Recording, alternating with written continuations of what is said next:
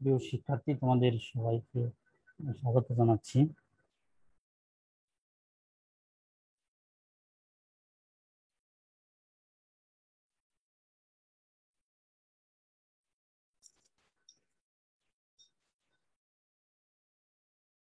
আজ তোমাদের পদার্থবিজ্ঞান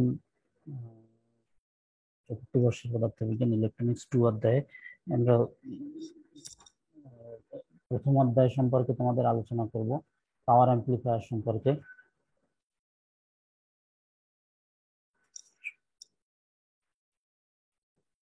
এই ক্লাস শেষে আমরা যা জানতে পারবো তা হচ্ছে পুশ পুল বিবর্ধকের গঠন ও কার্যপ্রণালী সম্পর্কে ধারণা, ক্লাসে পুশ পুল বিবর্ধকের ক্ষমতা এবং দক্ষতার রাশিমালা। পুশ পুল বিবর্ধকের ক্ষমতা এবং দক্ষতার রাশিমালা সম্পর্কে আমরা আলোচনা করব।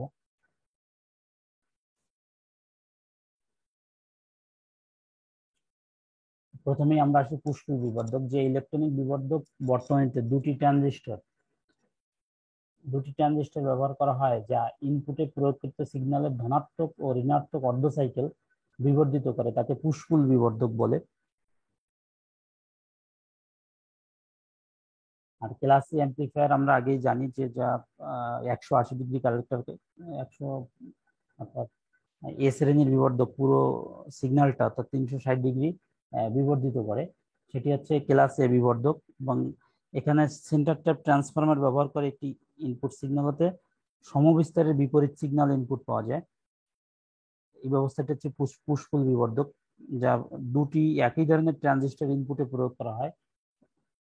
তাহলে সুবিধা হচ্ছে একটি যদি অন থাকে তাহলে সেই সময় আর একটি অফ থাকে, তাহলে একটি অন থাকলে অপরটি অফ থাকে। এই ব্যবস্থাটা হচ্ছে পুশ পুল বিবর্ধক। এক্ষেত্রে আমরা সাধারণত সেন্টার ট্যাপ ট্রান্সফরমার ব্যবহার করে থাকি। চিত্রে দেখো দুইটা ট্রানজিস্টর ব্যবহার করা আছে, একটা Q1 এবং Q2। একটি যদি অফ অফ হয়, অন্যটি অন অবস্থা হয়। এই ধরনের ব্যবস্থাটাকে আমরা বলি পুশ পুল বিবর্ধক।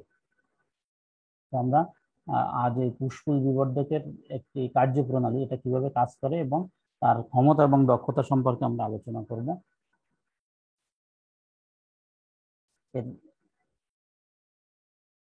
ইনপুটে আমরা একটা সিগন্যাল প্রয়োগ করেছি, ভিএস, একটা ইনপুট সিগন্যাল, যেটি একটা সেন্টার ট্যাপ ট্রান্সফরমার। এই যে এটা একটা ট্রান্সফরমার T1 ব্যবহার করা হয়েছে, যেখানে সেন্টার ট্যাপ দেখো এখানে মাঝামাঝি জায়গা থেকে আমরা নিয়েছি এই কয়েলের মাঝামাঝি জায়গা থেকে, এই জন্য এটার নাম হচ্ছে সেন্টার ট্যাপ ট্রান্সফরমার।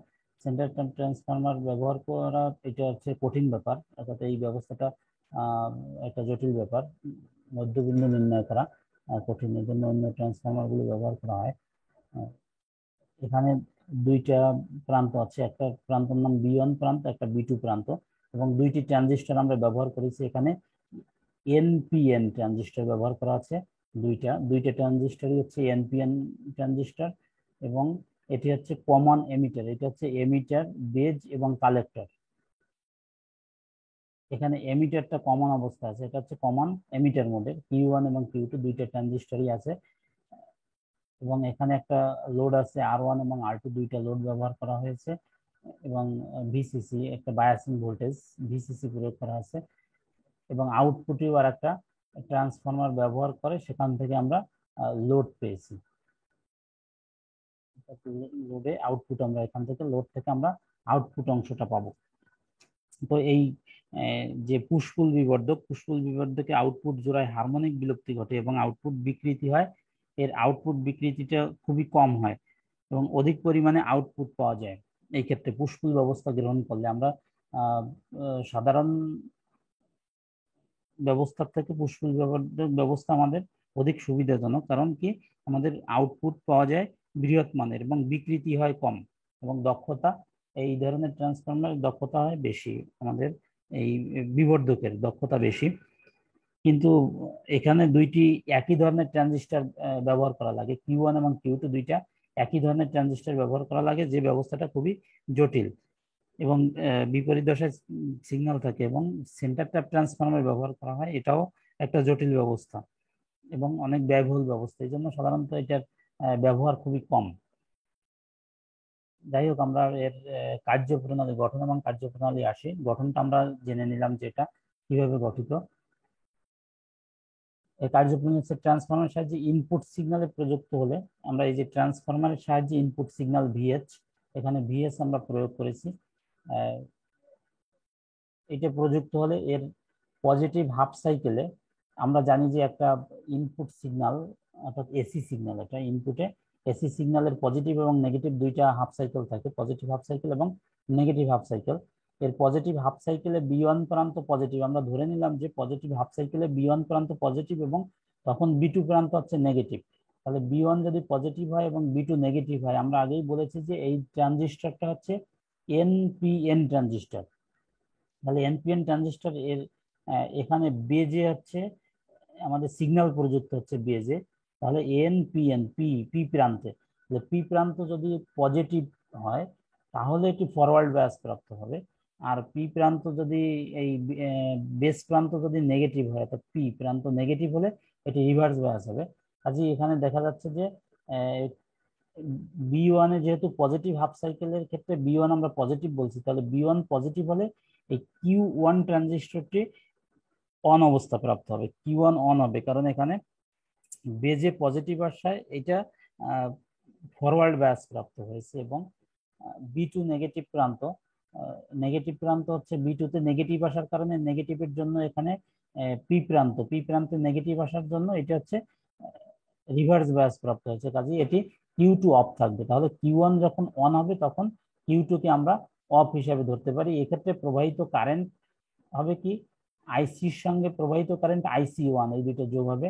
এই ক্ষেত্রে এই কিউ ওয়ান এর জন্য প্রবাহিত কারেন্ট হবে আইসি ওয়ান, আর আউটপুটের কারেন্ট হচ্ছে আইসি, কালেক্টর কারেন্ট, এই দুইটার যোগফল হবে আইসি ওয়ান প্লাস আইসি।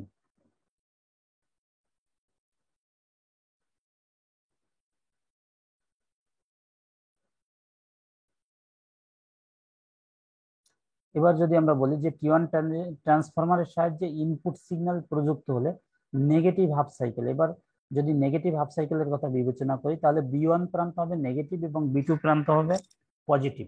তাহলে বি ওয়ান প্রান্ত যদি নেগেটিভ হয়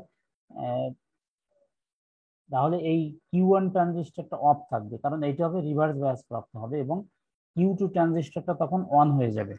কিউ টু ট্রানজিস্টরটা অন হয়ে এটা এক্ষেত্রে কারেন্ট হবে আইসি টু, এর প্রবাহিত কারেন্ট হচ্ছে আইসির সাথে যোগ হবে আইসি টু কারেন্টটা, তাহলে আইসি টু প্লাস আইসি কারেন্ট প্রবাহিত হবে।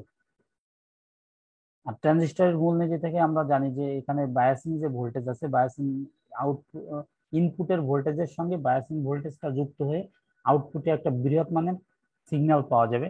তাহলে উভয় ক্ষেত্রে মোট আউটপুট কারেন্ট হবে আইসি ওয়ান মাইনাস আইসি টু এর সমানুপাতিক, এবং প্রয়োগকৃত ডিসি মিলিত হওয়ার কারণে পাওয়ার লেভেল বেড়ে যাবে। মানে এখানে বায়াসিং ভোল্টেজ যেটা আমরা ভি প্লাস ভিসিসি, আমরা ডিসি ভোল্টেজ প্রয়োগ করেছি, ডিসি ভোল্টেজ এবং এই ইনপুটে প্রয়োগকৃত এসি সিগন্যাল, এই এসি সিগন্যালের সাথে ডিসি সিগন্যাল মিলিত হয়ে পাওয়ার লেভেল, আউটপুটে পাওয়ার লেভেলটা বেড়ে যাবে।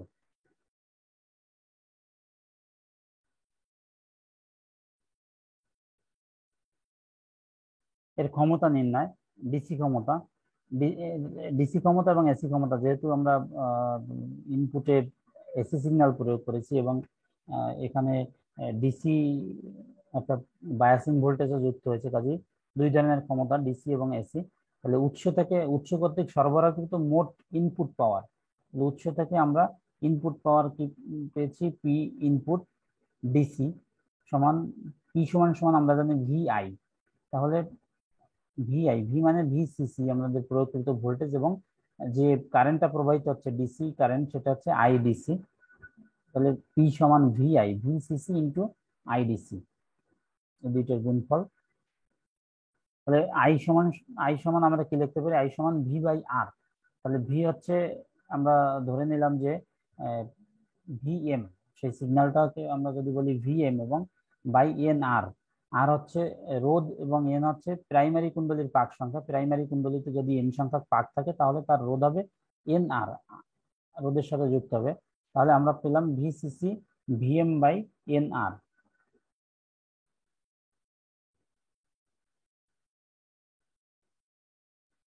এবার আউটপুট এসি পাওয়ার যদি বলি, তাহলে output AC power P output AC, P সমান VI V R M S root mean square, অর্থাৎ এটা বর্গমূল গড় বর্গবেগের মান ভি ইন্টু আই, পি সমান ভিআই, তাহলে V R M S into I R M S. তাহলে ভি আর এম এস এর মান আমরা জানি যে এটা পূর্বে আমরা পড়ে আসছি ভি বাই √2, অর্থাৎ ভিএম, আমরা এটাকে ভিএম ধরেছি, তাহলে ভিএম বাই √2, এবং আই আর এম এস এর মান হচ্ছে আইএম বাই √2, গড় বেগের বর্গমূলের মান। তাহলে এখানে আমরা সেই ভিএম আইটাকে যদি আবার ভিতে রূপান্তর করি, আই সমান ভি বাই আর, তাহলে আমরা কি লিখতে পারি, আইএম সমান VM by R L, load, R L হচ্ছে লোড রেজিস্ট্যান্স, এখানে আর এল ব্যবহার করা হচ্ছে, তাহলে √2 এবং √2 মিলে হলো 2, তাহলে হাফ, আর ভিএম স্কোয়ার, এই ভিএম এবং আইএম সমান ভিএম বাই আর আর এল, তাহলে এই আর এলটা থাকলো আর ভিএম মিলে ভিএম স্কোয়ার হলো। তাহলে দুইটা পাওয়ার আমরা এসি পাওয়ার এবং ডিসি পাওয়ার পেয়ে গেলাম। তাহলে দক্ষতা কি হবে, দক্ষতা আমরা জানি যে ইটা সমান P output AC by P input DC into 100%। দক্ষতাকে আমরা সাধারণত শতকরা হিসাব করে থাকি, এই জন্য 100% ব্যবহার করা হয়েছে। তাহলে এখানে আমরা যদি এই মান দুটো ব্যবহার করি, মান দুটো আমরা যদি একটু দেখি যে মান দুটো কি, পি ইনপুট ডিসির মান হচ্ছে এইটা ভিসিসি ভিএম বাই এন আর, আমরা পূর্বে দেখে আসছি। আবার ভিসিসি, ভিসিসি হচ্ছে ভিএম সমান ভিসিসি বাই এন, তাহলে ভিসিসি কত, ভিসিসি হচ্ছে ভিএম ইন্টু এন, তাহলে ভিএম ইন্টু এন যদি ব্যবহার করি এখানে, তাহলে এন এন কাটা যায়, শুধু থাকে ভিএম স্কোয়ার বাই আর। আর আউটপুট যেটা পি আউটপুট এসি আমরা পেয়েছি, সেক্ষেত্রে আমরা VM square half into VM square by R L, এই অংশটা পেয়েছি। এই দুইটাকে যদি আমরা এই মান এখানে ব্যবহার করি, পি আউটপুট এসি এবং পি ইনপুট ডিসি, এই দুইটা মানকে যদি আমরা ব্যবহার করি, তাহলে আউটপুটে এই ভিএম স্কোয়ার, এই ভিএম স্কোয়ার কাটা যাবে, এবং এখানে আর আছে, এই আরটা হবে আর এল অবশ্য, এটাও অথবা এখানে আর এল ব্যবহার করতে হবে, আর এল ব্যবহার করলে আর এল কাটা যাবে, এখানে আর এল হবে এবং থাকে, তাহলে কত থাকবে, হাফ থাকবে, শুধুমাত্র হাফ, তাহলে হাফ ইন্টু 100%, তাহলে 100%-এর অর্ধেক হচ্ছে 50% এখানে, তাহলে এর দক্ষতা আমরা কত পেলাম, 50% দক্ষতা পাবো। তোমাদের সবাইকে ধন্যবাদ, তোমরা এগুলো বাসায় বসে দেখবে।